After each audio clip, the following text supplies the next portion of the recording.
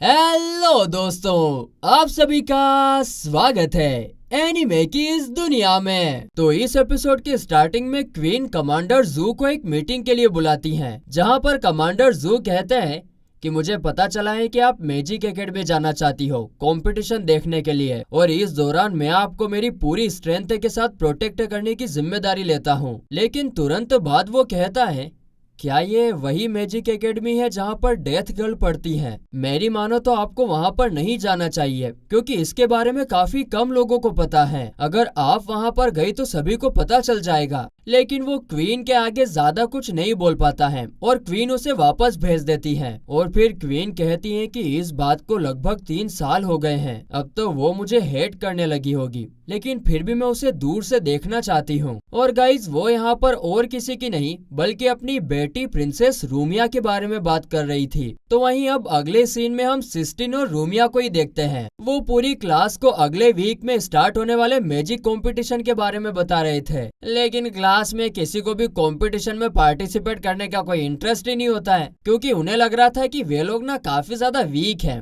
और उन्हें क्वीन के सामने उनकी इज्जत की धज्जियां नहीं उड़ानी है। जिसे सुनकर सिस्टीन काफी ज्यादा गुस्सा जाती है कि कैसे लोग ये है। मगर तभी क्लास का दरवाजा खुलता है। अजीमो शाम शहिंशाह,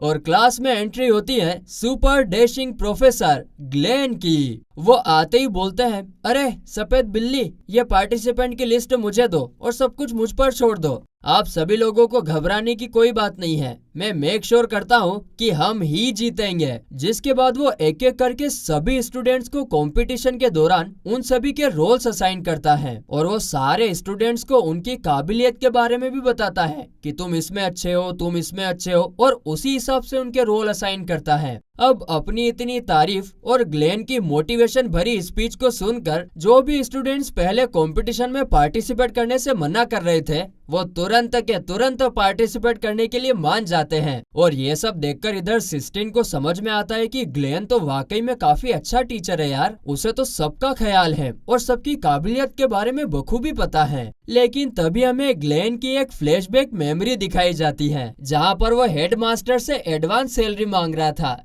प्लीज मुझे सैलरी दे दीजिए, मुझे पैसे की सख्त जरूरत है।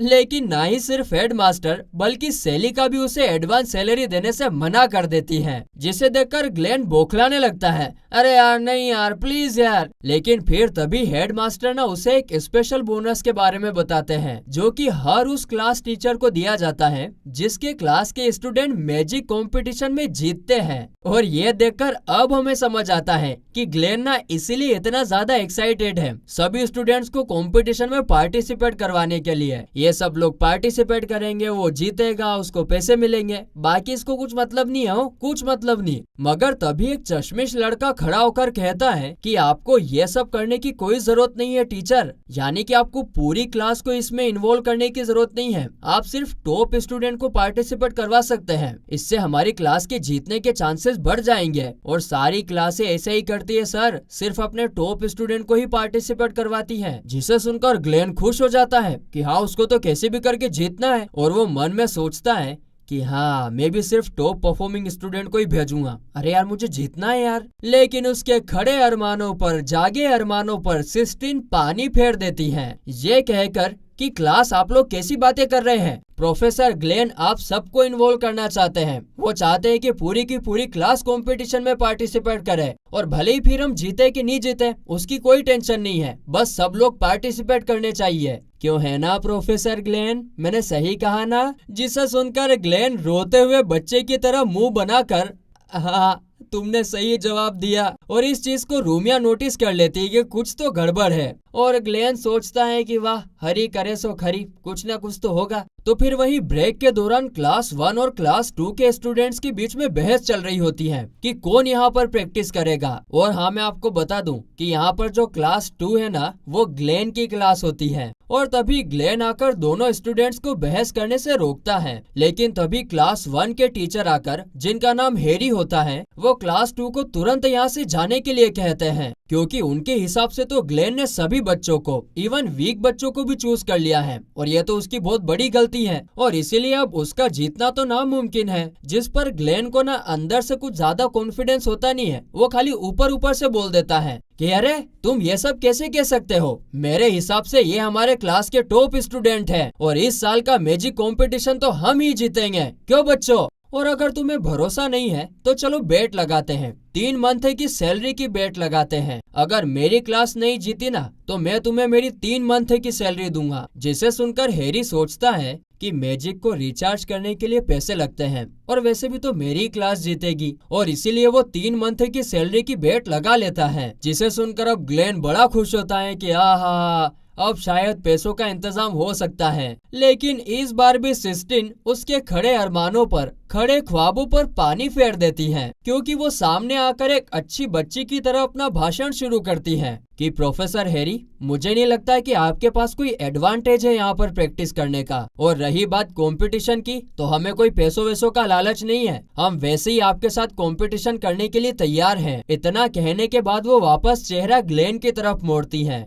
क्यों, मैंने सही कहा ना सर? जिस पर ग्लेन पिछली बार की तरह इस बार भी रोता हुआ चेहरा बनाकर, हाँ तुमने सही कहा, खूसट कहीं की, और पीछे खड़ी रूमिया इसे भी देख लेती हैं। इसके बाद अगले सीन में हम देखते हैं कि ग्लेन सभी स्टूडेंट्स को कंपटीशन के हिसाब से तैयारी करवाता है और ये सब दूर खड़े होकर रूमिया और सिस्टिन देख रहे थे और उन्हें ये बात काफी ज्यादा अच्छी लगती है। इसके बाद रात होने पर हम देखते हैं कि रूमिया अपनी एक ओल्ड मेमोरी को याद कर रही होती है, जहां पर उसकी मॉम ने उसे छोड़ दिया था और लुटेरों ने उसके ऊपर अटैक करने की कोशिश भी की थी और तब ग्लेन ने आकर उसे बचाया था। तभी सिस्टिन उससे बात करने के लिए आती है, क्योंकि अगले दिन क्वीन भी कंपटीशन को देखने के लिए आने वाली थी। जिसे सुनकर रूमिया कहती है, देखो सिस्टिन, घबराने की कोई बात नहीं है, मुझे अच्छे से पता है कि मेरे पेरेंट्स कौन हैं और वो है तुम्हारे मॉम डैड, मैं तो बस उन्हें ही अपना रियल पेरेंट्स मानती हूँ। जिसे सुनकर सिस्टिन भी खुश हो जाती है। तो फिर वहीं अगले दिन हम क्वीन को कंपटीशन वाली लोकेशन की तरफ जाते हुए देखते हैं और इस दौरान वो काफी ज्यादा खुश भी नजर आ रही थी, क्योंकि वो पूरे 3 सालों के बाद दूर से ही सही लेकिन अपनी बेटी को देखने जो वाली थी। और तभी उसकी असिस्टेंट उन्हें एक ब्लू कलर का नेकलेस पहनने के लिए देती है और फिर अगले ही पल हम क्वीन को कंपटीशन स्टार्ट करने की अनाउंसमेंट करते हुए देखते हैं। जिसे सुनते से ही इधर प्रोफेसर हैरी मन में सोच रहा था कि चाहे कुछ भी हो जाए, जीतेगी तो हमारी ही क्लास। लेकिन उधर ग्लेन को तो इससे कोई लेना न देना होता है, उसे तो अपनी पेट की पड़ी हुई थी, बेचारे को बहुत जोर से भूख लग रही थी। तो फिर वही कंपटीशन के स्टार्ट होते ही क्लास 2 के फ्लाइंग स्टूडेंट 3rd नंबर पर आते हैं, जिसे देखकर ग्लेन तक चौंक जाता है। अरे बाबा रे बाबा, ये कैसे जीत रहे हैं? क्योंकि उसने ऐसा नहीं सोचा था कि ये स्टूडेंट सच में काफी पावरफुल हैं। लेकिन वो सारे स्टूडेंट तो ये सोच रहे थे कि ग्लेन ने हमारे ऊपर भरोसा दिखाया है तो हमें तो जीत के दिखाना है, और इसीलिए अब उसकी ऐसी मोटिवेशन भरी स्पीच को सुनकर बाकी क्लास के स्टूडेंट भी बहुत जोश में आ जाते हैं कि अगर वो लोग ग्लेन का कहा मानेंगे ना तो वो जरूर जीतेंगे। तो वहीं ये सब देखकर इधर सेलिका काफी ज्यादा हंस रही थी। लेकिन तभी क्वीन की असिस्टेंट आकर उन्हें क्वीन के सामने बिहेव करने के लिए कहती है। लेकिन क्वीन कहती है कि अरे कोई ना, रहने दो, हम दोनों पुराने फ्रेंड्स हैं। फिर आगे क्वीन सेलिका से ग्लेन के बारे में पूछती है, जिस पर सेलिका कहती है कि अब मैं उसके बारे में क्या बताऊं आपको, वो है तो एक ऑर्डिनरी टीचर ही, लेकिन पता नहीं क्यों अक्सर उसके साथ ऐसी कमाल की चीजें होती रहती हैं। अब इस कंपटीशन को ही देख लो आप, किसी ने विश्वास नहीं किया था। तो वहीं उनके पीछे एक सोल्जर कमांडर जू के कान में आकर कुछ तो बताता है, लेकिन क्या बताता है वो हमें जल्दी पता चल जाएगा। जिसके बाद आगे हम देखते हैं कि जोश जोश में एक एक करके क्लास 2 के स्टूडेंट सारे कंपटीशन जीतते जाते हैं और वे लोग ना टॉप 3 में आ चुके थे और ऐसा आज तक कभी नहीं हुआ था। जिसे देखकर ग्लेन कहता है, अरे दादा रे दादा, मैंने कभी नहीं सोचा था कि ये स्टूडेंट इतने पावरफुल निकलेंगे। महाराज, अगर ऐसा ही चलता रहा तो हम जीत ना जाए कहीं। और इसके बाद अगला कंपटीशन होता है मेंटल डिफेंस, और उसमें क्लास 2 की तरफ से रूमिया जाती है और तभी उसके साइड में खड़ा एक मस्कुलर मैन उसे फ्री एडवाइस देते हुए कंपटीशन से ड्रॉप आउट होने के लिए कहता है। जिस पर रूमिया कहती है कि तुम क्लास 5 से हो, है ना? खैर, तुम्हें मेरे बारे में चिंता करने की कोई जरूरत नहीं है, मेरी पूरी क्लास काफी अच्छा परफॉर्म कर रही है और मैं भी अपनी तरफ से पूरी कोशिश करूंगी। और हाँ, एक और बात, तुम्हारी क्लास अभी सेकंड पोजीशन पर है ना, और हमारी क्लास थर्ड पोजीशन पर। तो अगर मैं तुम्हें यहाँ पर हरा देती हूँ तो हमारी क्लास तो सेकंड पोजीशन पर आ जाएगी। जिसे सुनकर मस्कुलर मैन हंसते हुए उसे गुड लक कहता है। तो वहीं इस तरफ मॉर्निंग की तरह चश्मिश एक बार फिर ग्लेन के डिसीजन पर सवाल उठाते हुए कहता है कि अरे रूमिया तो हीलिंग मैजिक काफी अच्छे से कर सकती है, मगर वो बाकी के मैजिक में उतनी खास नहीं है, तो आपने उसे वहाँ पर क्यों भेजा? जिस पर प्रोफेसर ग्लेन कहते हैं कि तुम शांत रहो, मुझे पता है कि वो क्या कर सकती हैं और क्या नहीं कर सकती हैं, तुम बस देखते जाओ। लेकिन फिर से वो मन में सोचता है, अरे यार फिर से गलती तो नहीं कर दी गई। तो इधर कंपटीशन का फर्स्ट राउंड स्टार्ट होता है और एक जोकर नाम की प्रोफेसर सामने आकर उन्हें फर्स्ट राउंड के लिए तैयार होने के लिए कहते हैं। और गाइस, हमने इसको जोकर क्यों कहा वो आप लोग जल्दी समझ जाओगे।